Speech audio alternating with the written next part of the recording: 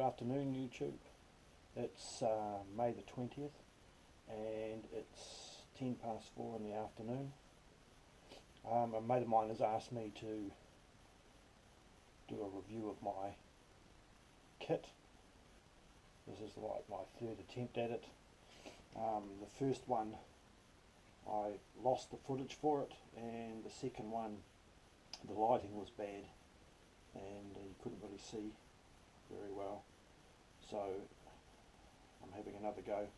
He really just wants to see what gear I'm using in general, so what I'm about to show you is not a review of my kit as it is set up for anything in particular. It's just generally the gear that I'm using at the moment to hike and camp with. So in one of my other videos you've probably already seen my Bergen. This is it here. I've made a couple of mods to it since I last made the video on it. I've added a bit of webbing here to the side webbing so that I can attach my cold steel Norse Hawk, and that fits perfectly along with that little bit of webbing at the bottom that comes with the pack.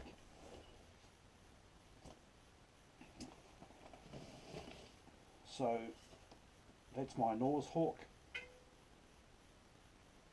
I actually didn't go deliberately looking for that axe.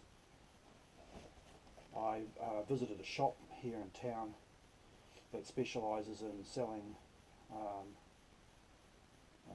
swords and suits of armour and stuff like that, a place called the King of Swords, and I went in there just to see whether they had a decent hatchet, because they have a lot of edged weapons in there, and this Norse Hawk was sitting in one of their cabinets, so I bought it because it was a good price. So as it turns out, it's served well for my camping axe. I'm going to modify it slightly though and probably take off the upper arm there so that it's more like a tomahawk. It'll help take a bit of weight off it, and I'm going to put a slimmer axe handle in there, I think, or I'm going to like whittle this one down to be slightly thinner just to take some weight off it. It's actually not too heavy, but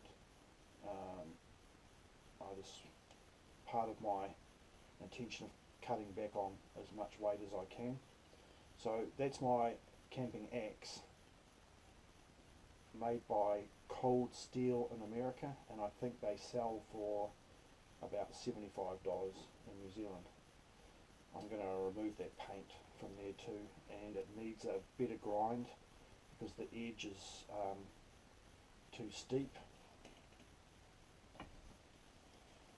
The other main mods I've done is these straps on the lid. The webbing on them, because it's designed so that the lid can sit like really high, and so you need long straps to tie it down with. If your lid isn't real high, you end up with these big long straps down here. So what I've done is get some, I think it's 1-inch elastic band, sewn it into a loop and put them over the webbing to hold those straps in place. So I have those on the front there, and I also have them on the straps at the back of the pack as well, up and down, because those are really long as well. The other main modification that I've made is I don't want the standard side pouches, the rocket, what are called the rocket pouches, that usually go with a Bergen, and at the moment I can't find anywhere inside the country to buy the camouflage ones anyway. So there's another company that sell airsoft equipment that have all this like generic rip-off military type gear that's made in China that's not branded at all. And one of the things that they make is this side pouch here, which is a knockoff of Maxpedition's water bottle side pouch. And so I bought one just to see whether or not it would fit on the Bergen, and with a bit of mucking around I've worked out a way of tying that onto the side. It actually does have molly on the back of it, but the two straps are so close together that when the molly's tied to the pack you still get a lot of movement. So I'm going to add some molly straps to the front and at the bottom so that I can put the compression straps from the Bergen through those straps to hold that tight up against the side of the pack. But otherwise I really like it. It's a nice robust build. It's got a little bit of molly of its own. It's got a medical pouch at the front, which is where I keep my first aid kit. That's Dettol, which is a antiseptic, and it's got kind of little strap things inside that you can, hold scissors and stuff like that. So that's my main medical kit in that one. I'm also going to buy, now that I know that this fits really well, I'm going to put another one on the other side, and these retail at about $30 here I think, which I think is quite a good price. So they unzip and you can get a 40-ounce drink bottle in them, no problem. So my basic plan is to carry 2 drink bottles on the outside of my pack and probably a Camelback bladder inside the Bergen, and drink out of these on the run, and just use the Camelback or something similar to just store water. This here is what I really wanted, was a Nalgene Guyot design stainless steel bottle. You can get the 1 litre because of how MCQ Bushcraft originally showed how he had one that nested really nicely in a cup, and that doesn't fit super tight, but it's certainly tight enough for me. And so you can boil water in that stainless steel canteen and use the cup to cook food in as well. I'm presently looking for a cup that has fold down handles so that they will fit inside that bottle pouch neatly, because it won't fit in there at the moment with that handle like that. These are not cheap. This is a Clean Canteen. You can see that logo.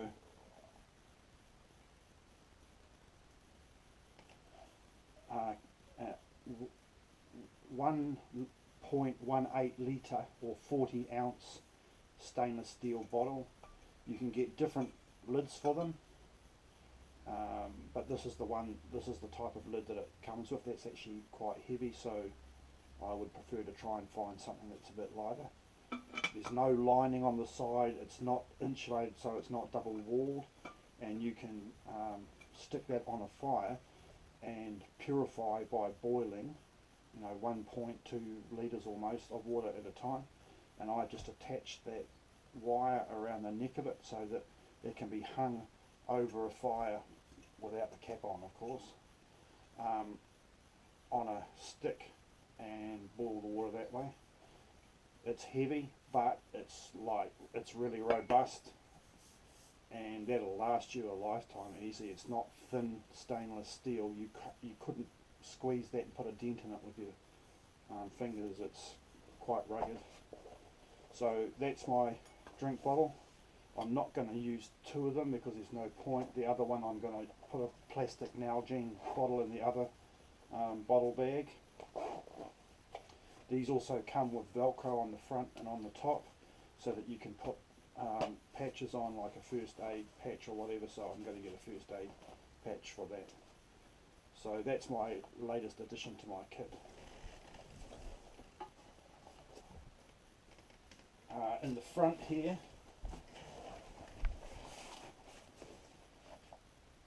in that front pouch.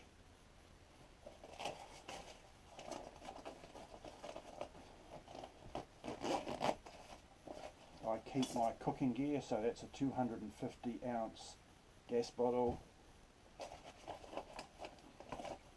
cutlery set, which is a knife, fork and spoon, and also a can opener for canned food.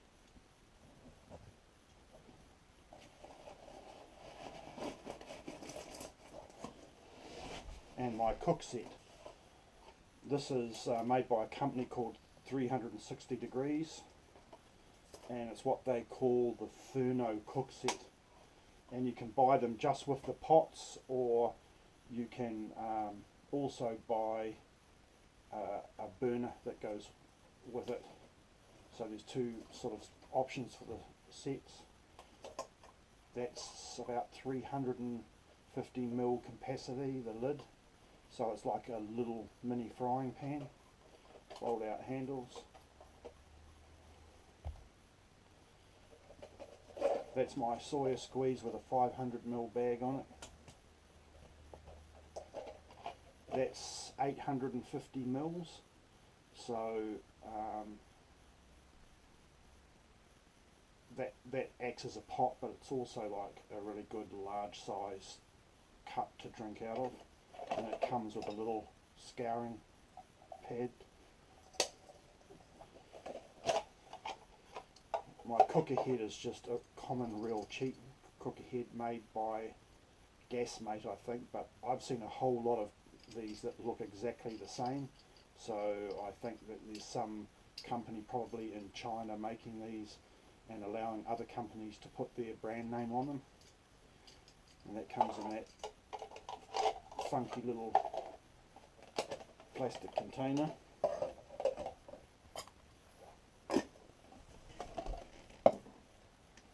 So the soya squeeze, if you haven't seen one before, it comes with three things when you buy it. Can't remember how much I paid. You get this vulcanized sealed plastic bag, which is 500 mils. So it doesn't really hold a lot. A 1 litre bag is probably far better to have. That's the actual filter itself. It's real small and it will filter everything virtually out of water. And you also get a large syringe so that you can back flush the filter. And I haven't had to back flush it yet because it still flows really quickly, but they say when you're out hiking for 4 or 5 days, you get to the point where you've got to back flush it a number of times, otherwise it just really stops pumping water. So that's called the Soya Mini Squeeze.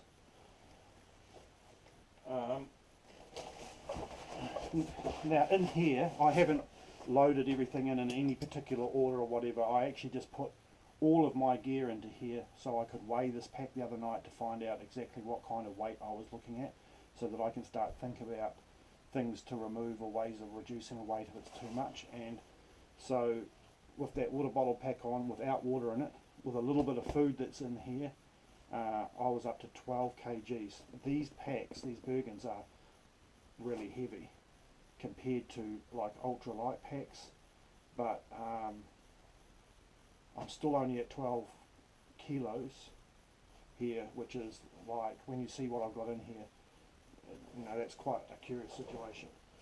So on the very top I have a fleece jacket, which is kind of like an anorak that just has a half zip at the front, 2 side pockets, no hood or anything like that.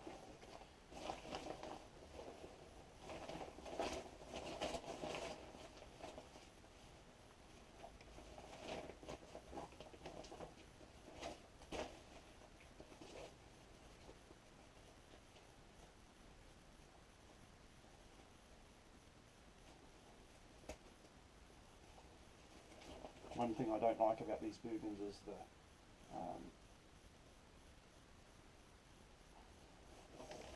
these little tie holder things. They're good, they actually do hold the grip hard, but they're a little hard sometimes to actually get undone.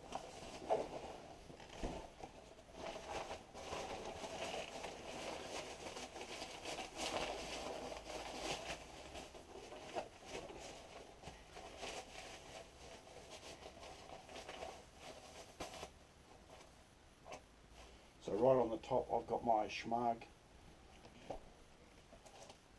toilet paper. This is 550 paracord that came with my hammock. I think there's something like 6 meters there or something like that. I've never used it because I have other cord that I use all the time. This is my ridge line for my hammock. So there's about, I don't know, 15 meters of cord there.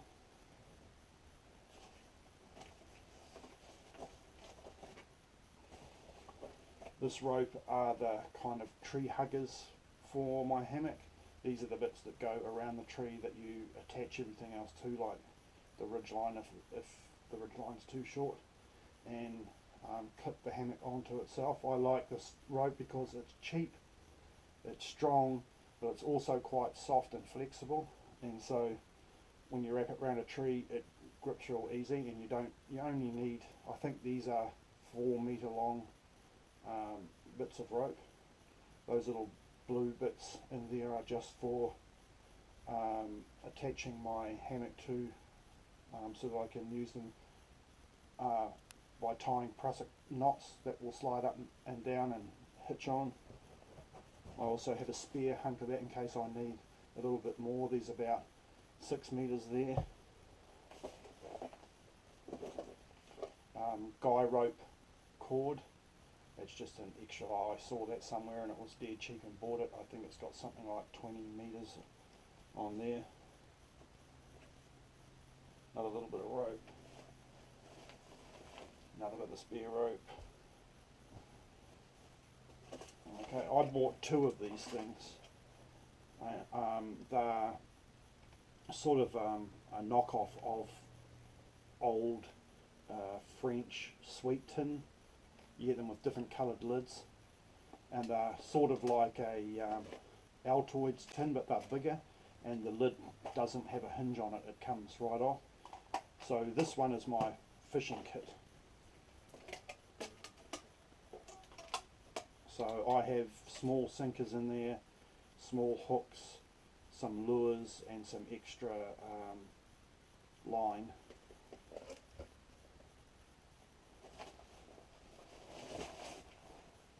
So in here I have a 6 foot by 8 foot camouflage tarp. This is the one I use to put on the ground underneath my hammock that I can sit on and walk around on.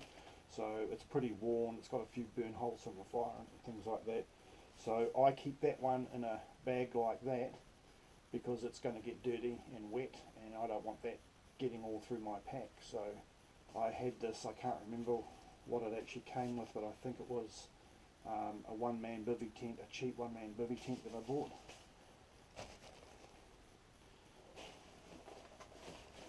So that's one tarp. This one here is exactly the same as that, it's just rolled differently so it's fatter and not as long. That's a 6 by 8 as well, and that is just, I wouldn't normally take that out with me unless I thought it was going to be raining, but that tarp is for extending my basher with if I want to build a bigger shelter. They're not super waterproof and not real reliable, but they're good as a windbreak, and they will keep like sprayed rain off you and help to extend the size of your basher.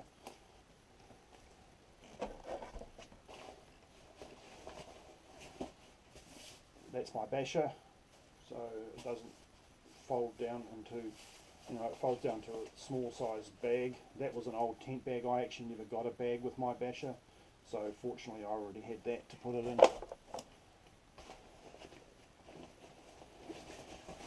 Then I have 2 dry bags. This is a 10 litre dry bag, I think, and it's a compression sack.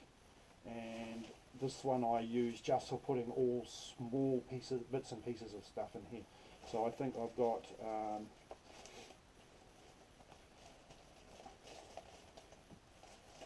the first aid kit that I have in the water bottle pouch. I put it together partly from pulling apart a first aid kit that I bought from a hardware store. That first aid kit had a bunch of things in it that I don't need. One of those, like a car first aid kit. So I still have that there because there's some other stuff in there that I want in that first aid packet. So things like bandage, a nice long bandage for wrapping like your knees with or something, tent pegs, and boot polisher, because I hike in leather boots, and I'm a big believer in as soon as those things are dry after you've been hiking in them for a day or so and a bit like dirty and they've been wet and that, you need to wax them again as soon as possible, boot polish, and that way they don't fall apart and rot, they last longer, which is one of the reasons why I really like boots rather than trail runners, because they last longer, more reliable. And there's just a bunch of food that I normally take with me, like tea bags, sugar, salt. There's like a sachet thing of soup paste. There's rice in there. The kind of stuff that doesn't really go off, that I just keep in there at the end of every camp, and then just replace it as needs be. So this bag, this 10 litre bag, I just keep all my sort of odds and ends in,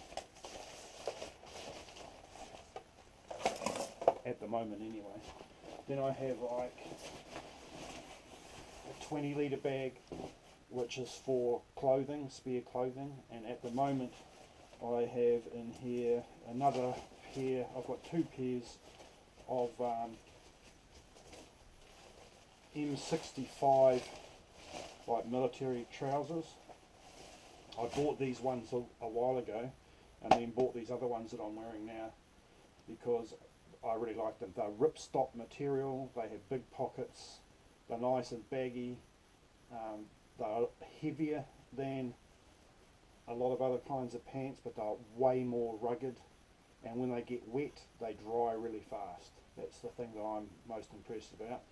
So I wouldn't normally take two pairs of these. I would take another pair of pants that's lighter, like a pair of track pants for mooching around at the campsite, but I just put these in here because I don't normally wear them for anything else. This is my wet weather jacket. It's produced by Ridgeline, that's their logo, and it's called the Ridgeline Anorak. It's made from a material that's like Gore-Tex, but it's their own version of Gore-Tex, and they have a name for it that's similar to Gore-Tex.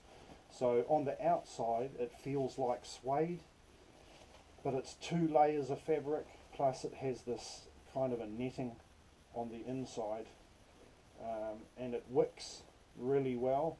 It's warm, so it's like a windbreaker, and it's 100% waterproof. I haven't actually worn it in the downpour, but I've washed it in the washing machine a couple of times, and when you pull it out, if there's water in it still, it holds it like a plastic bag. So it's got a hood. Inside the top of the hood it's got this flexible kind of a wire that holds the top of the hood open. It's actually designed for shooters, so that when you're sighting game, your hood's not getting in the way, so that makes it really good for photography as well. The zips have all got these covers over the teeth so that water can't run through the teeth into the pockets, so the pockets are completely waterproof. Two side pockets, binocular pockets at the top there, and yeah, that's my waterproof top, and I've got a pair of spare socks in there.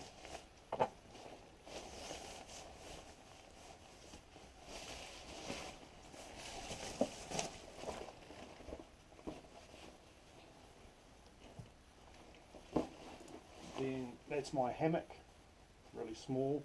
This pouch is actually sewn onto the side of the hammock. So in here is about 4 meters of 550 paracord that's tied through the ends of the hammock, 2 heavy steel carabiners, plus the hammock, and I think that weighs about 300 grams. The other thing is here in my basher pack, it's not just the basher, it's also got at least 2 meters of guy rope on 6 places around the tarp. So all the ropes are in there, plus a couple of carabiners as well. So that adds a bit to the weight. That's a little bit weighty. I think it's about 500 grams, 500 or 600 grams.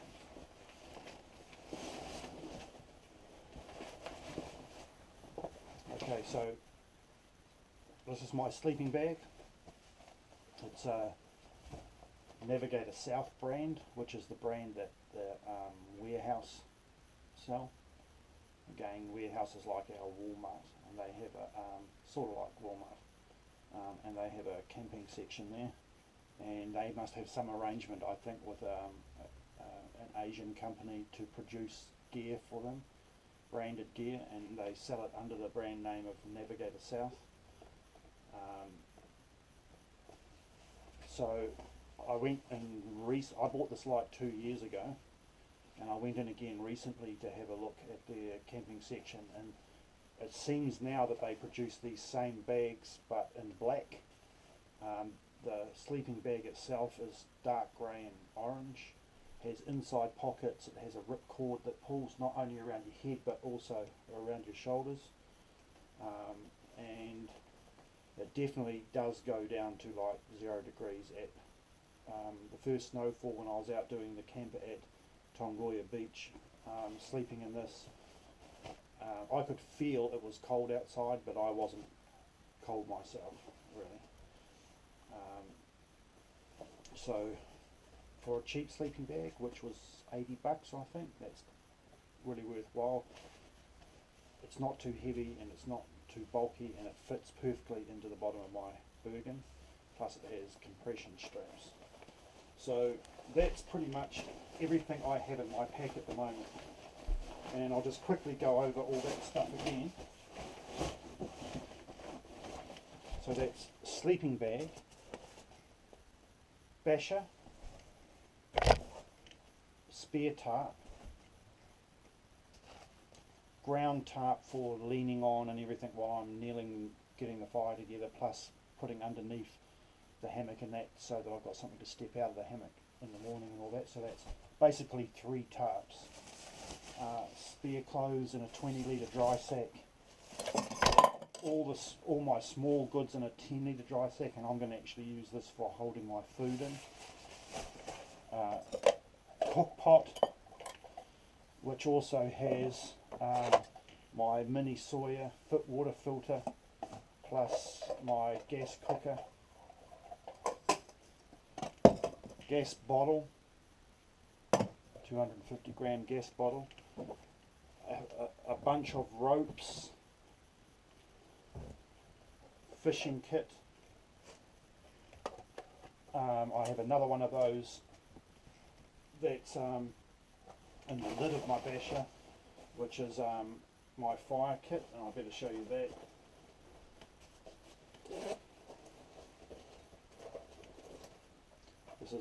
This yellow one is my fire kit. So I have like 3 or 4 ways of lighting a fire in here. I have a light your fire ferro rod. I want one that's got a larger rod on it, because this one's a little bit annoying when you're trying to get a decent stroke, but it works and it's not bad. Expensive though. A Bic lighter, matches and a striker in a little Ziploc bag, and a candle. Candles are really good for getting a fire started. You can chop off small chunks, pull the wick up and light them, and like you'll never have a bother getting a fire started if you have a candle. So that's all my fire lighting gear, and I keep that in the lid of my basher.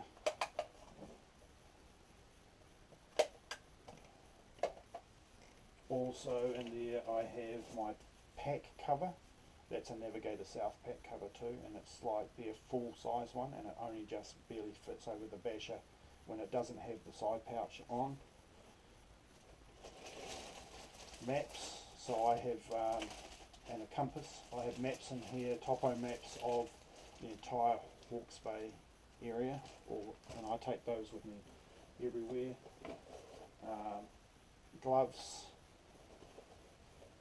and they were just cheap gloves that I saw in the warehouse, and because they were like $10 or something, I bought them. They're fleece lined and vinyl on the outside, so they're not leather. They look leather, but they're not. So, but they're warm as, and they're good for around the fire because they're cheap. I can use them around the fire and that. And I have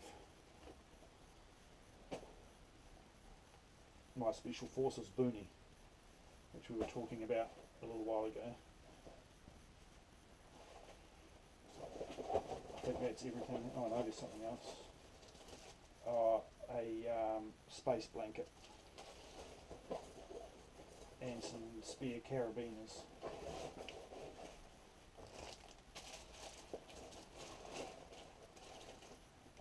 Schmarg also,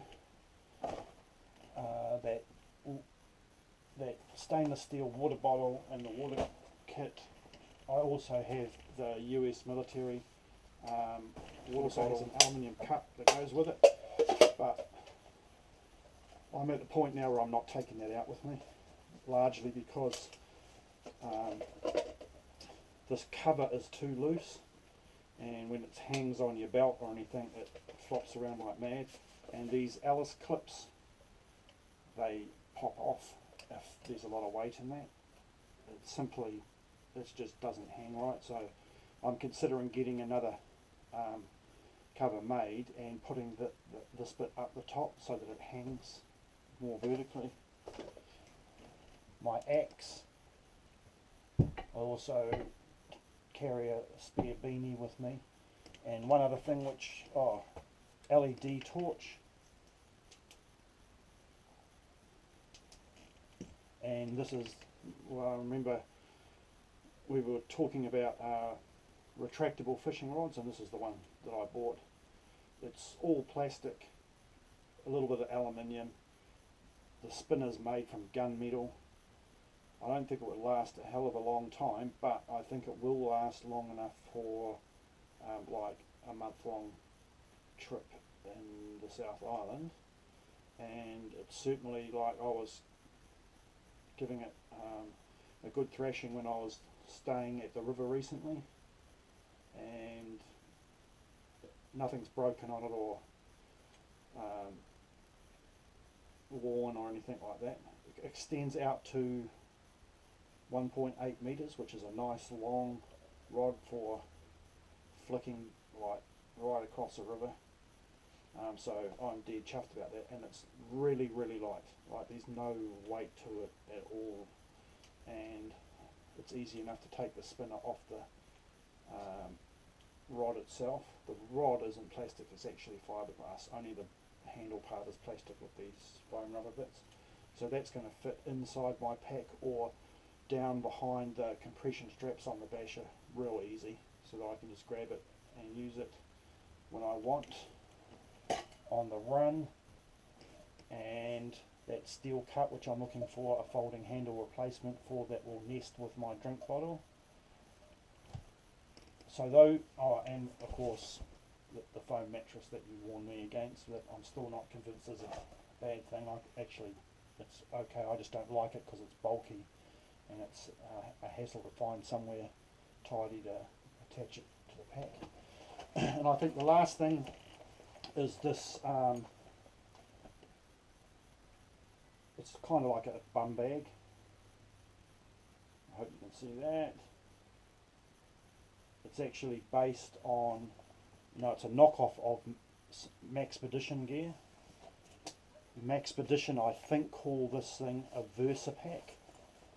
I originally bought it because I thought it was bigger. In the photo it looked like it was almost twice as long as it is, and I thought, that will make a good shoulder bag for like a day carry bag. And when it arrived, it's so small that I thought I really don't have any use at all for something that small. And the molle on it is, designed specifically to attach to gear that the company who make these have designed it for. So like it's hard to find a way to attach that to the Bergen, although I'm going to work it out. It's not light because it's like 1000 denier Cordura. It's got heavy webbing, clips and zips on it, so it's definitely rugged, but I found out that my DLSR camera fits in it really easily. So it's got a main pouch in the middle, it's got a large pouch at the front and 2 side pouches, plus a bunch of, you know, little things for putting stuff in places, plus the strap. You can set it up like that so you can shoulder carry. There's also 2 D hooks on the back so that you can attach the strap here and wear it as like a bum bag. It's got kind of molle attachments here so that you can kind of hook it onto a backpack or under a backpack. Right on the back it's got like a concealed flat pocket for putting like a wallet or whatever in the back, and I've got the manuals for my GoPro and my camera in there. It's got a carry handle here with some of those like warrior clips, and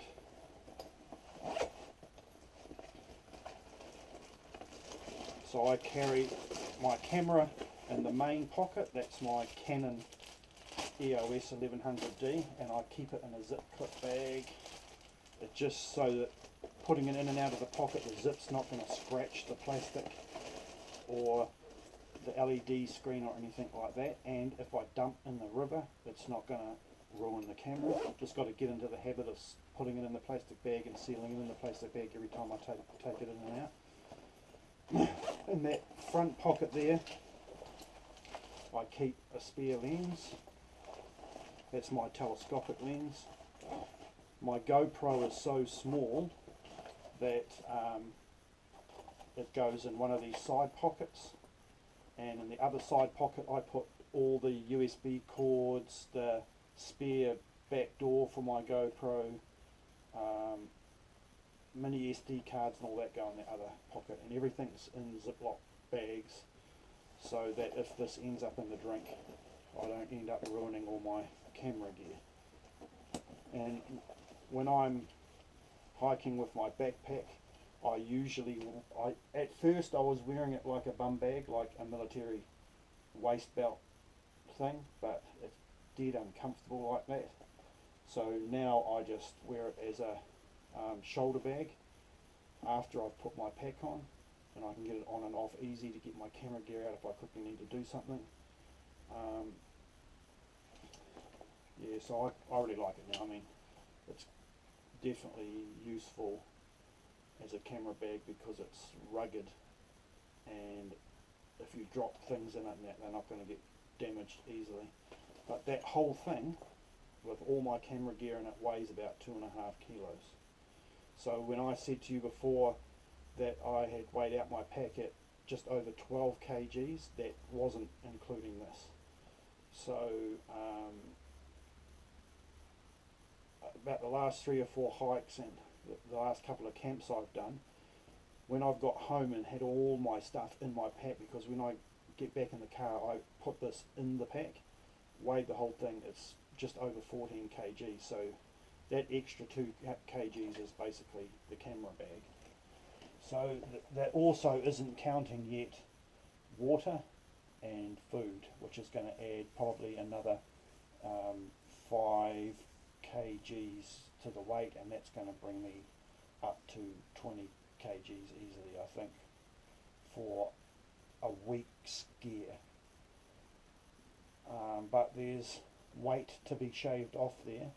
I'm not being overly fussy about things at the moment, like buying these little metal tins for the fire gear, and all this stuff can be actually kept in Ziplocs and cut down on weight easy. I just have these because I like them, and when I'm not worried about weight because I'm only going out for a night or something like that, they're like good things to have.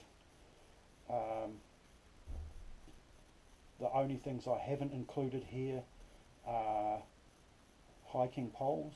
and I'm still humming and hawing about those, but I want to get some cheap ones anyway and try them out for alternatives to poles for holding up the basher, rather than using the basher tent poles, because everything I have, I want to have more than one use for it. That helps cut down on the amount of gear that you have. And the thing with the basher tent poles is that's pretty much the only use they have. Whereas if you use hiking sticks for your tent poles, there's 2 or 3 uses that you can put them to, as well as like a selfie stick for the GoPro. The other thing is my knife. This is a Mueller survival knife.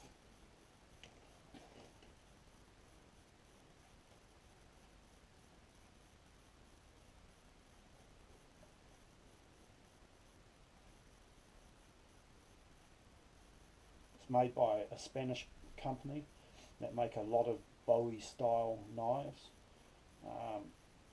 The steel in the blade is the same steel that's in my Global Kitchen knives, so I'm real used to what's required to keep that alloy of steel sharp, which is one of the main reasons why I bought this knife.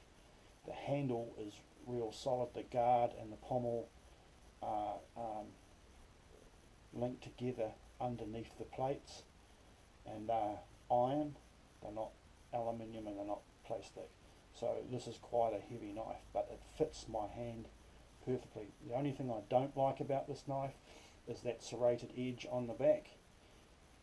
I don't really think that that's probably going to serve very well as a way of sawing trees or branches, but the main thing about it is when you're carving, you can't put your thumb on the back of the knife because of all that pointy stuff there, so you either have to hold it like that, or you have to push with your other hand at the end. It's a really good knife though, and I like it, but it's not the knife that I want to be using while I'm out hiking. The other thing I don't like about this knife is the sheath. It's made of some kind of modern plastic, and it rattles when you're wearing it.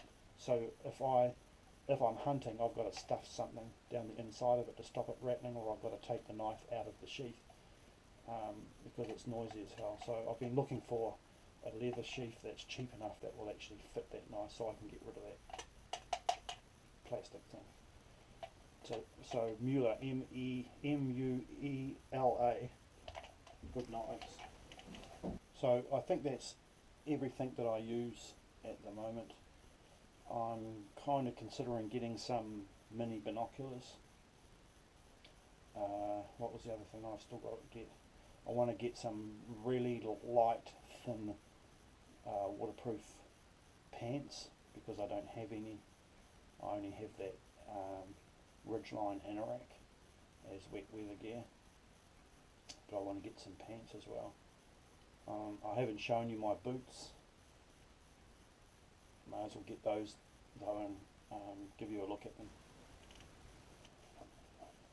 So these are my boots. They're made by a company called Skellerup.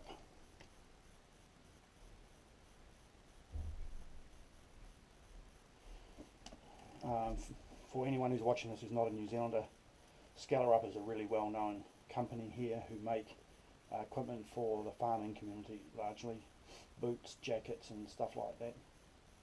And I bought these from Army Surplus store, and I've looked at the Skellerup site for them, and they're not there any longer, but they've used the brand name for this model for a new version of boots that a new line of boots that they've put out. They have a whole different style and everything. So I think what happened was the Army Surplus store probably brought these as like an end of line bulk lot that they're slowly selling off. So they probably originally sold for about 200 New Zealand dollars, and I bought them for 50, I think. They're called Schoen 900s, and I've worn them a number of times now, given them a hard beating, and they are really good boots. They're all leather upper, 1, 2, 3, 4, 5, 6 eyelets. They've got good ankle support. They've got a steel underplate to keep your foot protected, the arch and everything. There's plenty of room on the inside. They're pretty much completely waterproof up to about the second to last eyelet. I've walked through streams in these when they're laced up tightly with thick socks on and not got wet at all. Deep tread on the bottom. I really like them, and for $50 you can't beat them. One thing I didn't want to do was spend like $300 for a really good pair of boots or trail runners if I could get away with it. So no, it's the same story again. Army surplus. They've always got rugged gear that's cheap, that lasts. So they are my hiking boots at the moment. So I think that is the state of my kit at the present time. I also am looking at getting a small lantern, so I can hang it up inside my hammock at night, and read and muck with the camera and things like that, because the LED torch, while it's really good, it's not bright enough, and I don't want to be holding it with my hand or in my mouth or whatever. I'm not into wearing a headlamp at all. I don't like them, so I would prefer to have a small lantern that I can hook up and carry around with me. So that's all my gear at the moment. My next step now is to start sharing some weight off all this, in consideration for the South Island, and that will begin largely with taking things out of containers and keeping them in Ziploc bags, and I'll weigh everything as I cut down on weight to see how much I'm actually removing and what things weigh the most. I've got to get my rope situation sorted out. I probably will not be taking 3 tarps with me. I'll only be taking 2, or possibly 1 and a bivy bag. I'm still humming and hawing about the whole mattress thing yet. I actually don't have a problem with that foam rubber, putting it in between 2 layers of tarp underneath me and having a space blanket as well if I'm on the ground. I don't mind if the ground is hard. My only concern is insulation, and that insulates, that and a space blanket insulates fine. But I'm going to look around for an inflatable mattress anyway, maybe a half mattress, and see if I can find one that's cheap enough and packs down into a small enough container and is light enough.